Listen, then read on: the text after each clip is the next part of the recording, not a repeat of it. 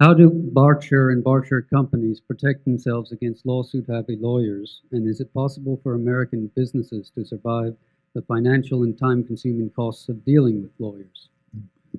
Well, it's a good question, and we've probably had less litigation than any company with a $25 billion market value in America.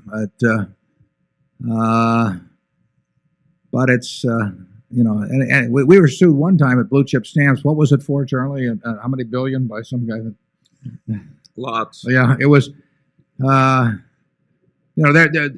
You cannot protect yourself against lawsuits, and there's certainly a lot of frivolous ones. Like I say, it's not been a drain on our time or money, but particularly time to date. And I think one thing you'd have to do is that if you ran into anything of that sort, you would not pay, and you would try to make life comparably difficult for the other party as they made it for you. But that has not been our experience so far. Charlie? Yeah, well, I can tell an Omaha story on that one, which demonstrates the Berkshire Hathaway technique for minimizing lawsuits.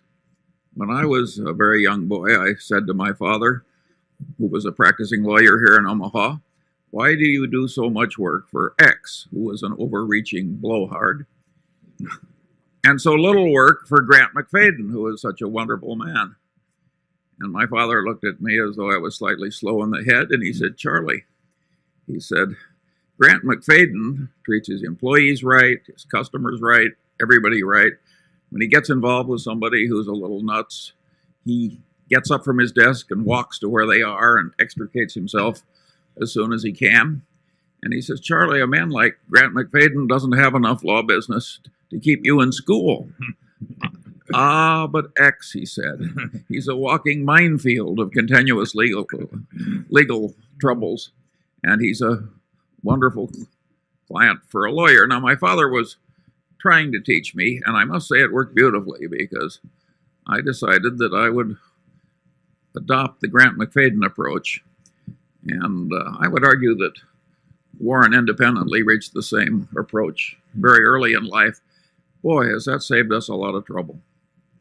It is a good system.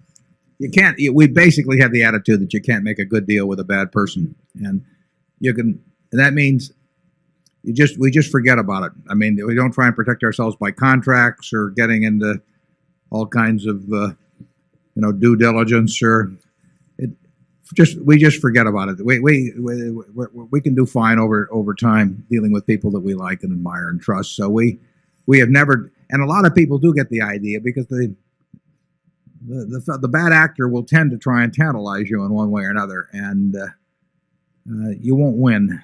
It just pays to avoid them. And we started out with that attitude, and maybe one or two experiences have convinced us even more so that that's the way to play the game. Zone 2.